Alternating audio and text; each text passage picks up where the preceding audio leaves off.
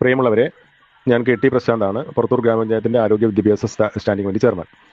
കഴിഞ്ഞ ഏതാനും ദിവസങ്ങളായി കാട്ടിലപ്പള്ളി പ്രദേശത്ത് പുലിയുടെ ഇതെന്ന് സംശയിക്കുന്ന രീതിയിലേക്കുള്ള കാൽപാദം കാണുകയും നമ്മുടെ ഫോറസ്റ്റ് അധികൃതർ അത് സ്ഥിരീകരിക്കുന്നതിന് വേണ്ടി ഉല്ലാസ് നഗർ കിഴക്ക് ഭാഗത്ത് നമ്മുടെ ബിജുവിൻ്റെ വീട്ടിൽ ക്യാമറ സ്ഥാപിക്കുകയും ചെയ്തിരുന്നു.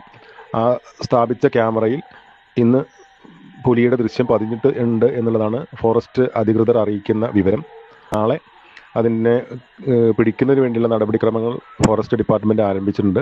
കൂടൊക്കെ വെച്ച് അതിനെ പിടിക്കുന്നതിന് വേണ്ടിയുള്ള കാര്യങ്ങൾ അവർ നീക്കുന്നുണ്ട്.